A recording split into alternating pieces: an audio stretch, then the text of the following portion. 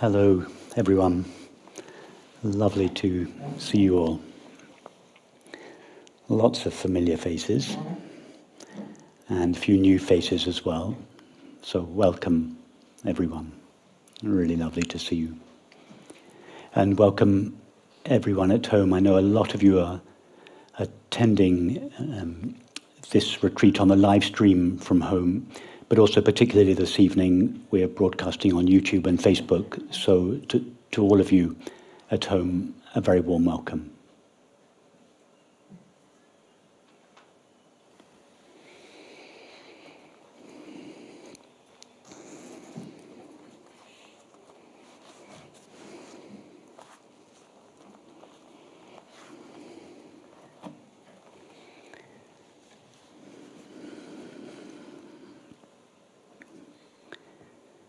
So this week, we're going to be exploring the writings of a Sufi mystic called Balyani. Many of you, not many people, I don't think that goes for you here, but in general, most people have heard of Ibn Arabi, Jalaluddin Rumi, Hafiz. Not many people have heard of Balyani. He was a close contemporary of Ibn Arabi and Rumi, and Hafiz came a little bit later, but they may have overlapped a little bit. Balyani they all lived in the 13th and early 14th century in Persia, modern-day southern Iran. And Balyani just wrote one short book. I know many of you are familiar with it. It's called Know Yourself, an explanation of the oneness of being.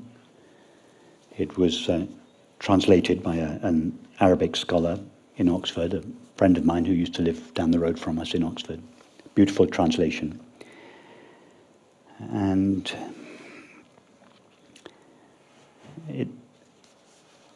it's a very short book. And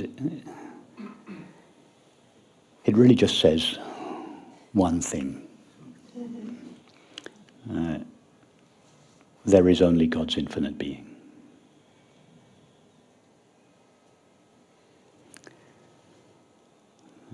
But Balyani, along with many others, have suggested that in order to know that one thing, God's infinite being, one must know oneself. So this week we're not really going to spend the week studying Balyani's writings. We're going to spend this week exploring ourselves, but we will do it through the lens of Balyani's writings. One may wonder what is the relevance today of exploring the writings of a Sufi mystic who wrote 750 years ago. But I would suggest that it is perhaps more relevant today than it has been at any other period in human history.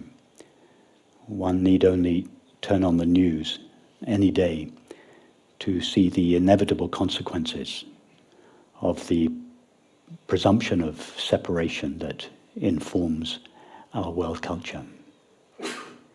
And any solutions that contain the presumption of separation within them extend that presumption into those solutions, and therefore can at best only be temporary solutions, temporary ceasefires, temporary resolutions. For there to be a lasting resolution to the sorrow that people feel on the inside and the conflict that we witness in our communities and nations,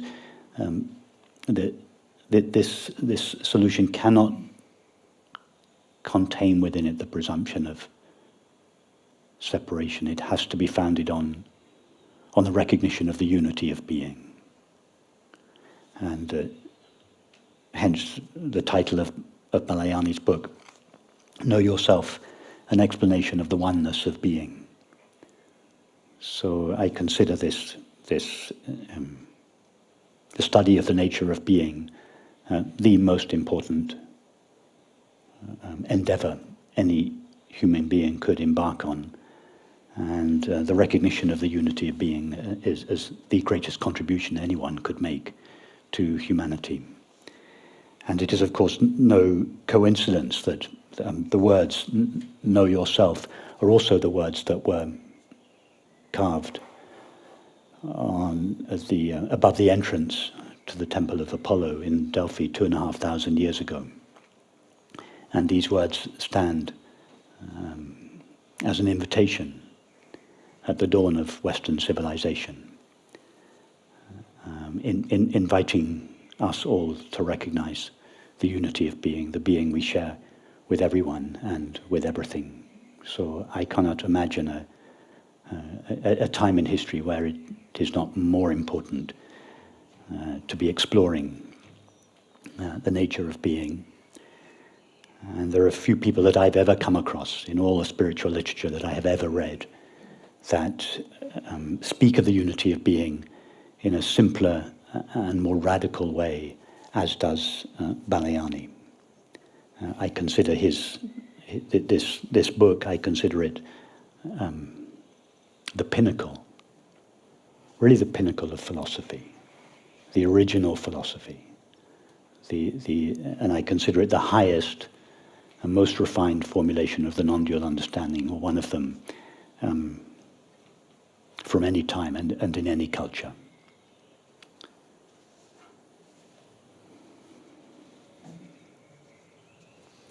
And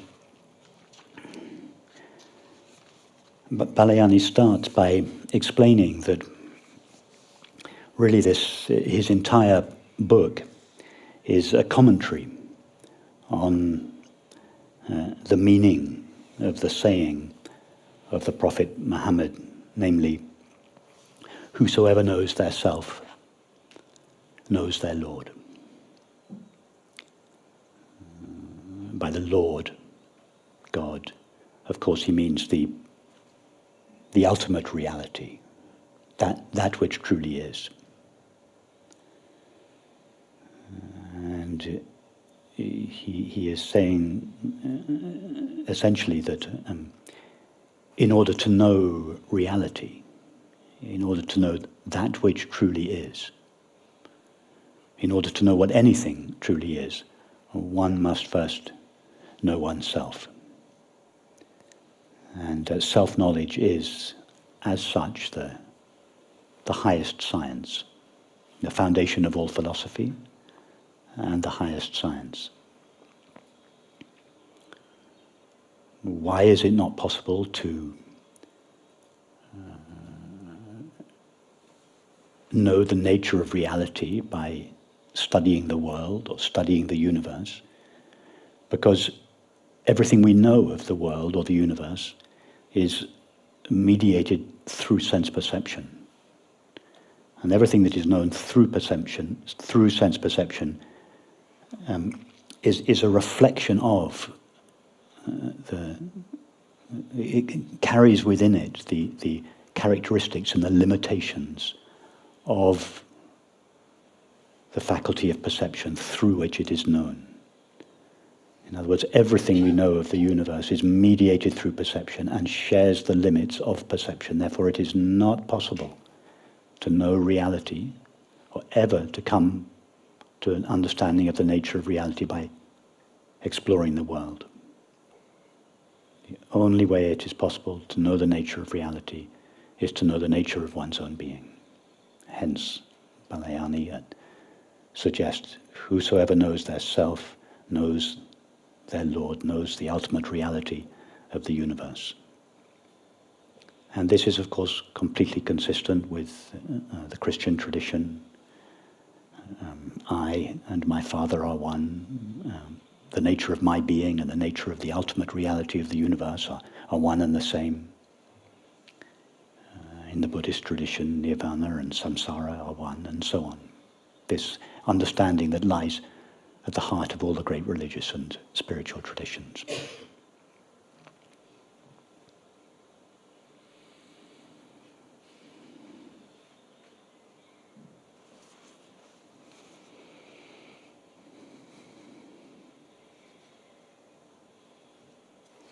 So your knowledge of God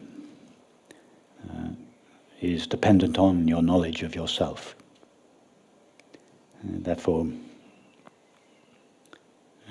go now in your experience to your knowledge of yourself.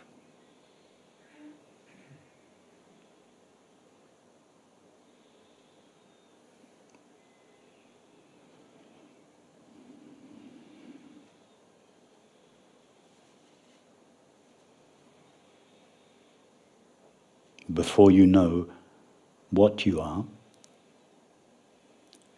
you know that you are.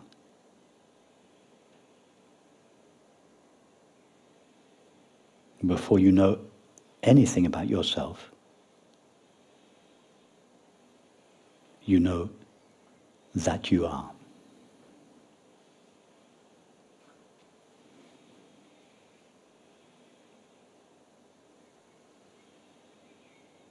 Before you know that you are a body, or that you have a body, before you know that you are a man, or that you are a woman, before you know that you are 22 or 46 or 68 years old,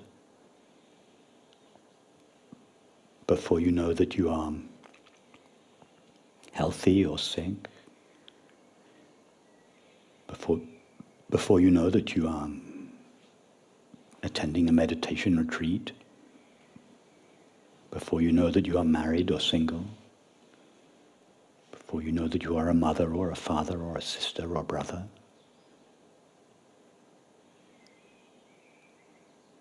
you know that you are.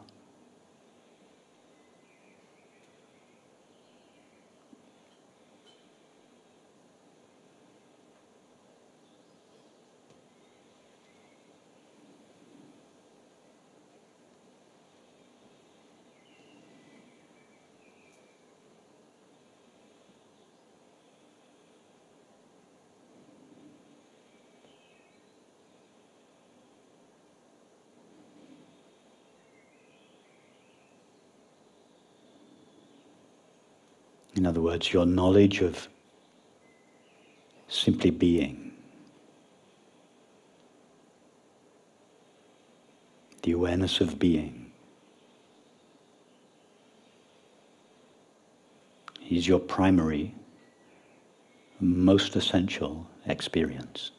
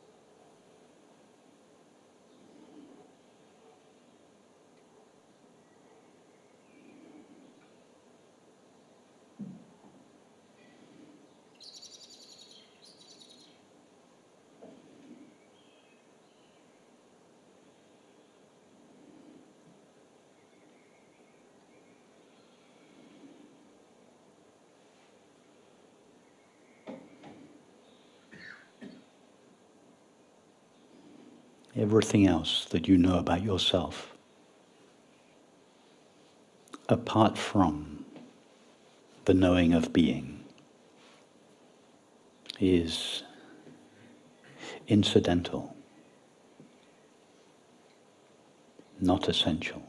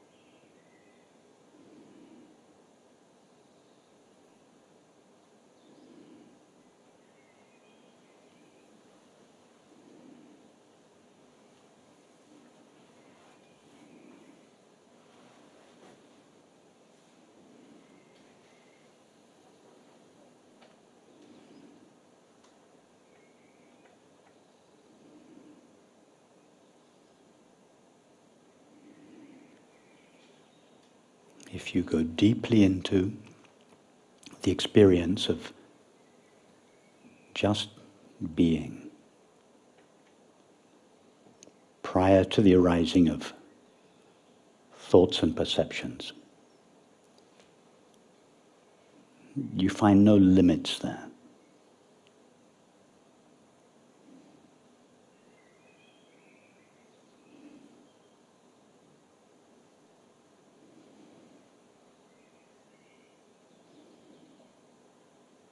At the very core of yourself, you find unlimited being, infinite being, God's being. This is why Balyani says, whosoever knows their self knows their Lord. He does not say, whoever annihilates their self, or whoever transcends their self, or whoever disciplines their self, or whoever gets rid of their self.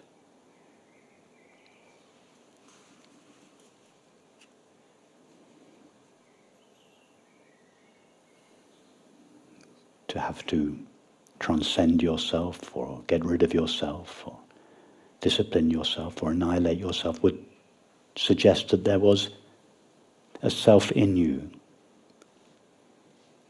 apart from infinite being, a second self alongside God's infinite being that could veil God's infinite being. And to do so is blasphemy, because in doing so you set yourself up as a second being, a second Lord. And to set yourself up as a being apart from God's infinite being is to deny God's infinite being. And to do so is blasphemy.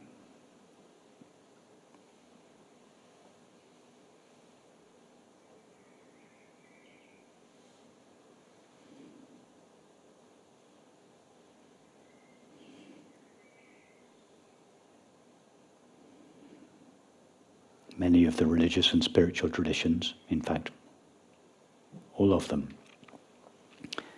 make a concession to the temporary finite self or being that we seem to be. And they give that self something to do, to purify itself, transcend itself, annihilate itself, refine itself, enlighten itself, and so on.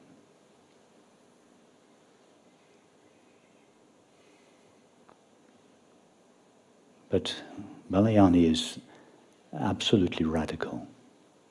He makes no such concession to the self that we seem to be.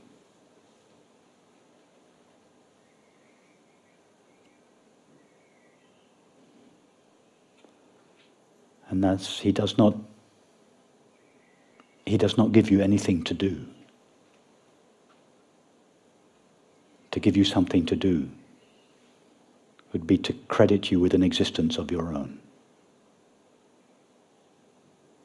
And to do so would be to deny God's infinite being. And he was not willing to do that.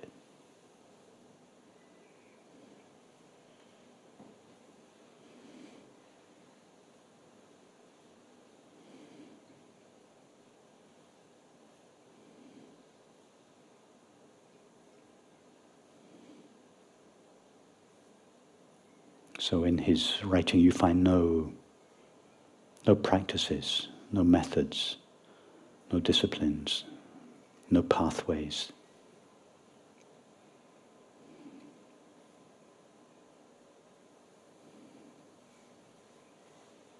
Just an evocation of God's presence in you as your very own being.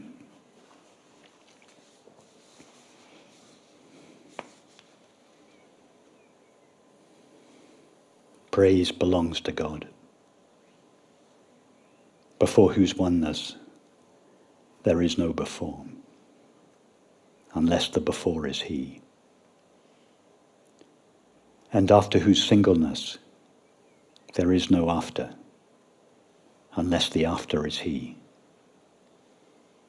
He is, and there is not with Him any before or after, above or below, closeness or distance, how or when or where, time or moment or duration, manifested existence or place. And He is now as He has always been.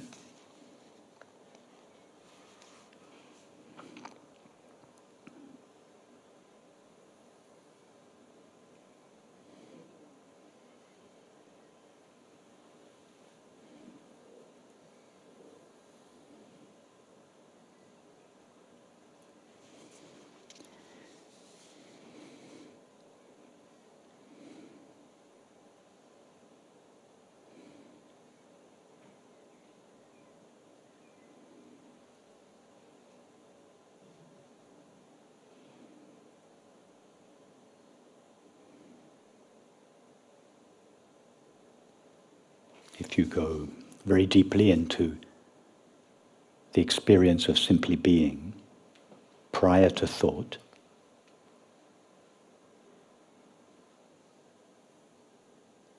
there is no before and no after in that experience.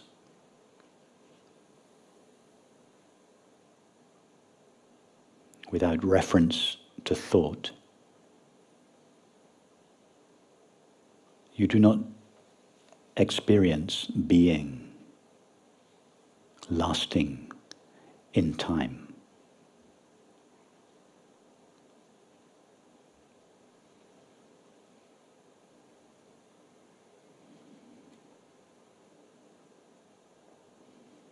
Without reference to thought, there is no time present, or even seemingly present, for being to exist in.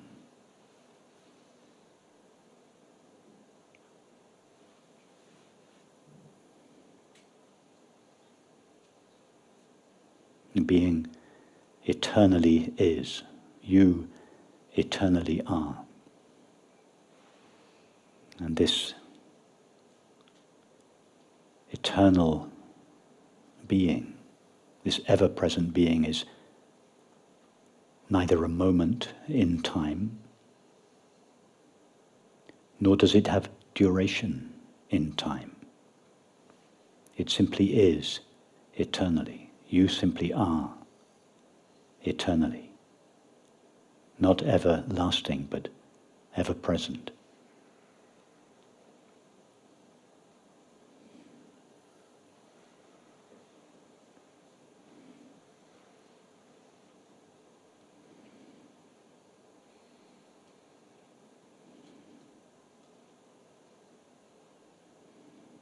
You have not come from a past.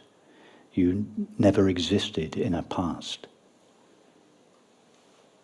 You are not evolving into a future. You are going nowhere. You have never moved. You, infinite being, God's being.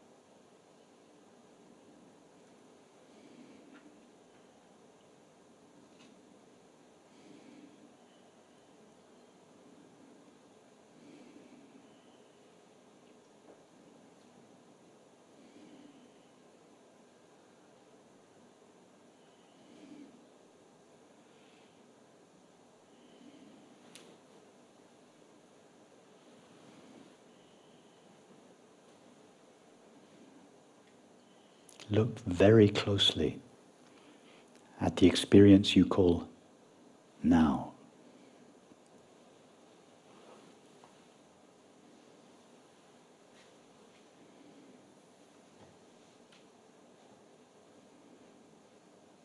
What is that experience in the absence of thought? If you had never had the idea of time, would you conceive the now as a moment? Would you have any idea that the now lasted in time? What is the experience of now in the absence of thought?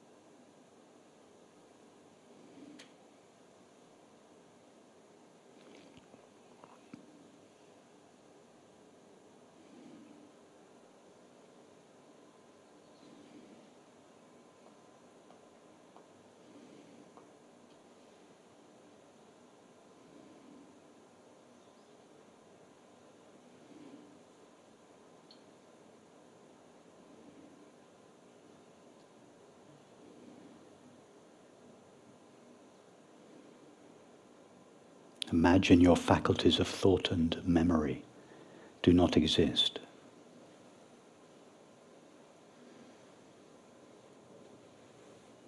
What is your experience in the absence of thought and memory?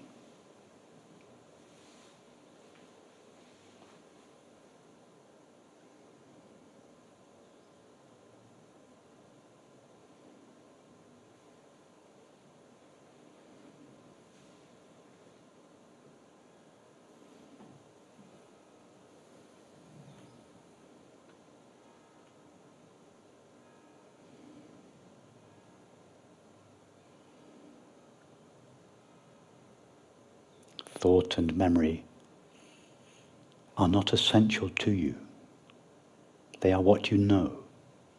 They are faculties that you possess, but they are not what you are.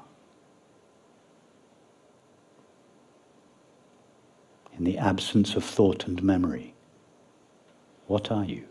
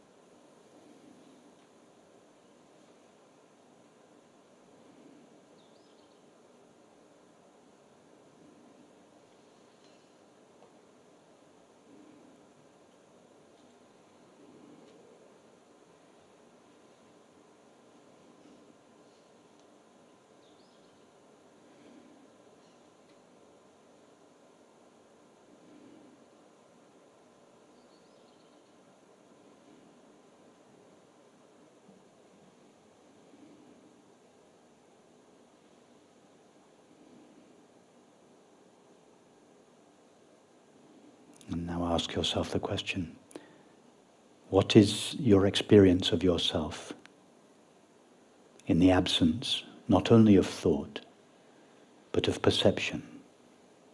By perception, I mean the faculties of seeing, hearing, touching, tasting, and smelling. Perception is obviously not what you are. Perception is a faculty that you have.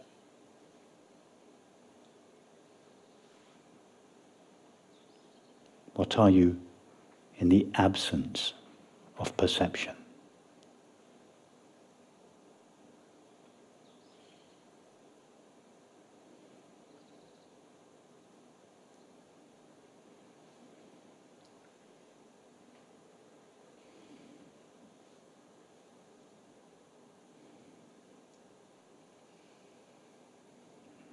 You are still aware of being, but you are not aware of thoughts, and you are not aware of perceptions.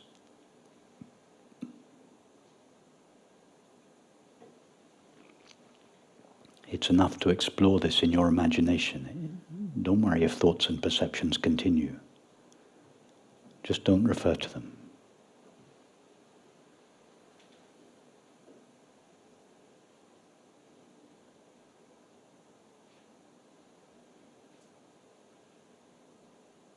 In the absence of thought, there is no experience of time.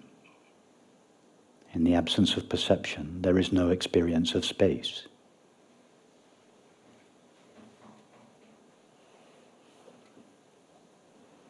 You are not aware of time, you are not aware of space, but you are aware of being.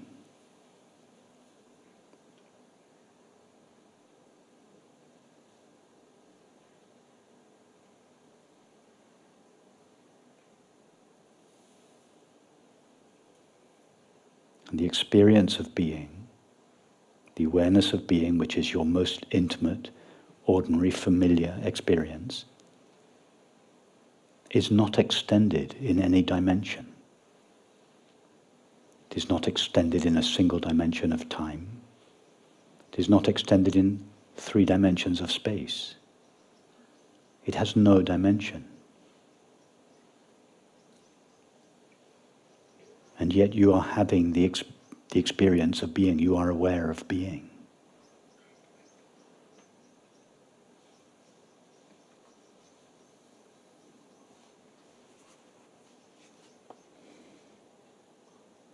Praise belongs to God, before whose oneness there is no before, unless the before is He, and after whose singleness there is no after, unless the after is He. He is. You are. And there is not with Him, and there is not with yourself, any before or after, above or below, closeness or distance, how or where or when, time or moment or duration, manifested existence or place. And He is now as He has always been, and you are now as you have always been.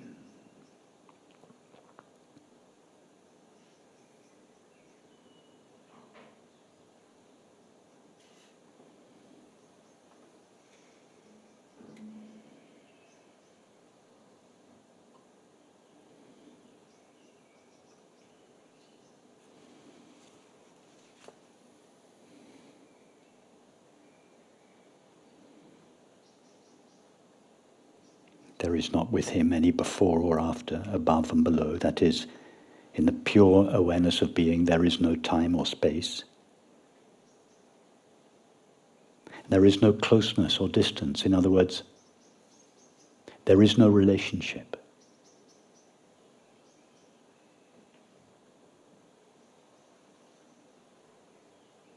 For there to be relationship, there must be 2 things, 2 entities.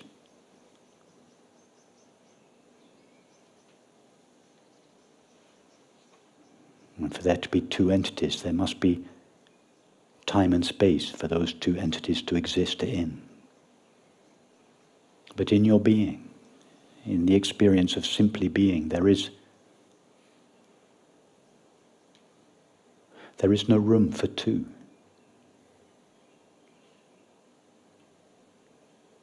There is just being, infinite being. Infinite being doesn't mean vast. It means not finite, of no finite dimension.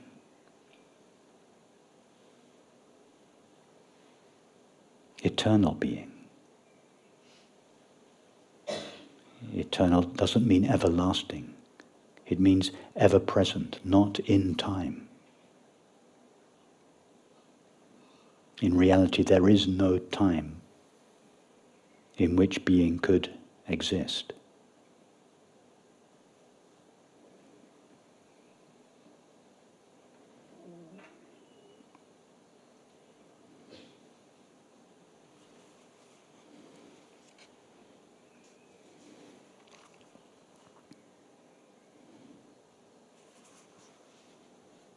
And there is no how, or where, or when.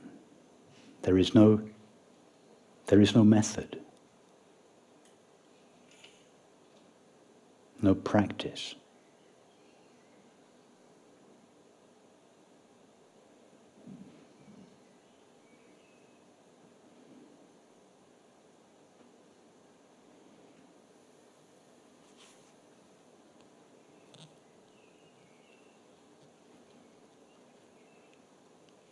Infinite being doesn't have to do anything to become itself.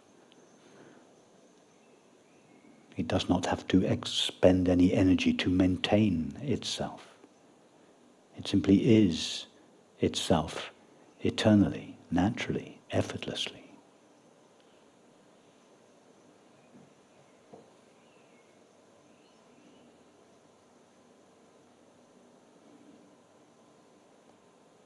You have not become infinite being.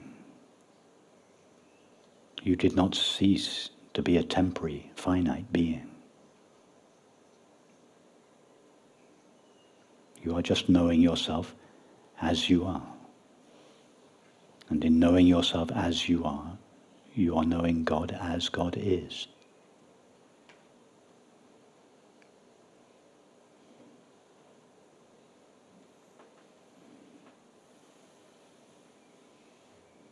In other words, your knowledge of yourself is God's knowledge of itself.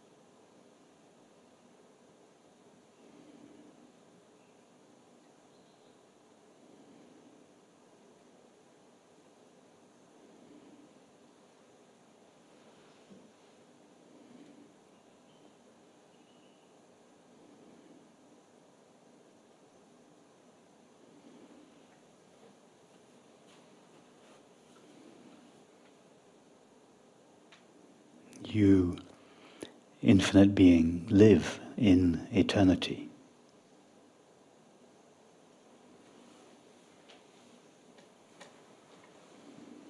It is only when you rise in the form of thought and perception that you expand yourself into time and space.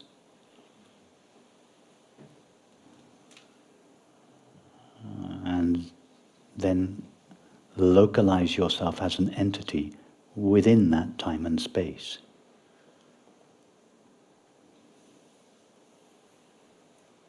Just as the dreamer's mind expands itself into the dreamed world and localizes itself as an entity in that world. But when the dreamer wakes up in the morning, they realize that the time and space that seemed to be real in the dream didn't take up any time and space in their mind.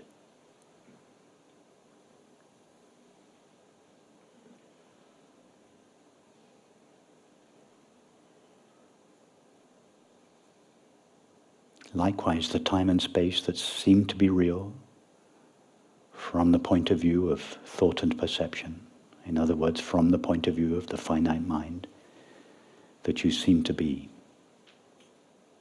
does not take up any time or space in being. There is no time or space in being.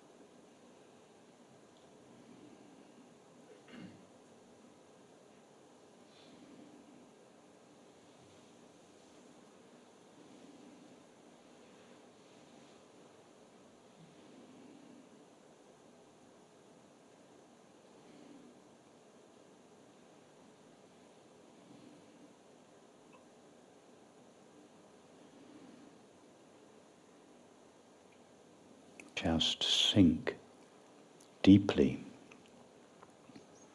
into the experience of being.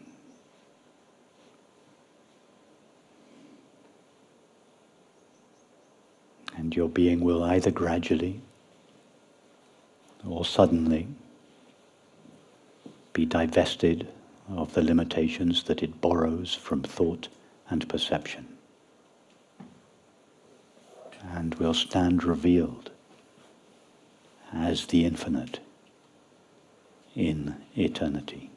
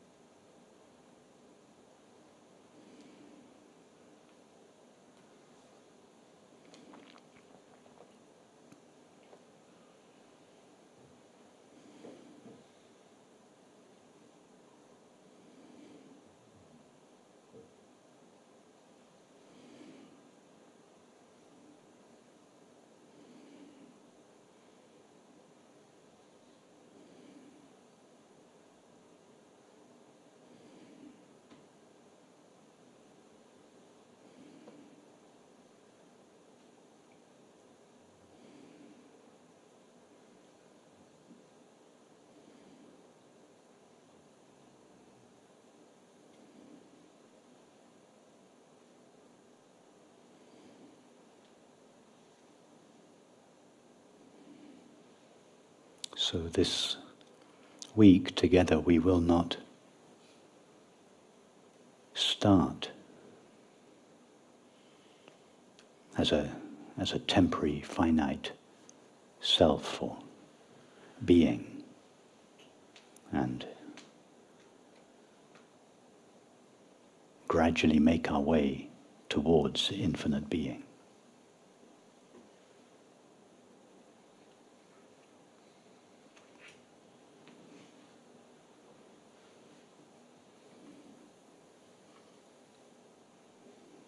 Why would we start as an illusory entity and make our way towards that which truly is? Instead, we start with that which truly is. After all, where else could we start? And we stay there.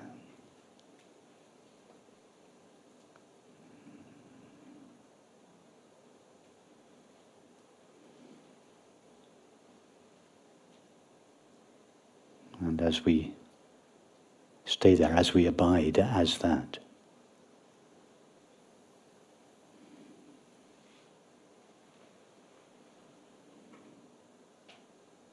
infinite being shines through any remnants or residues of the sense of being a separate self.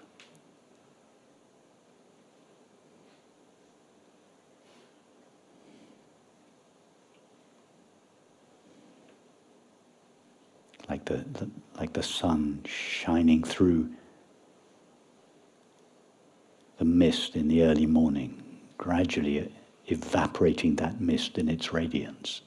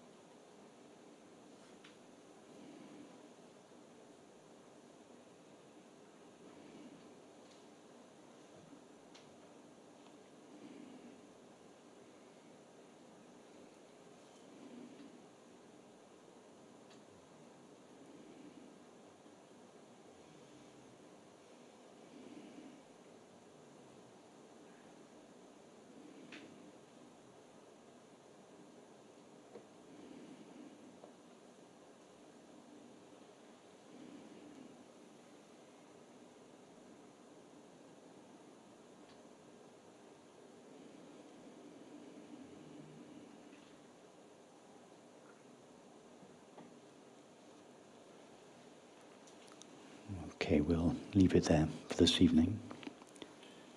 Thank you, everyone at home, for joining us.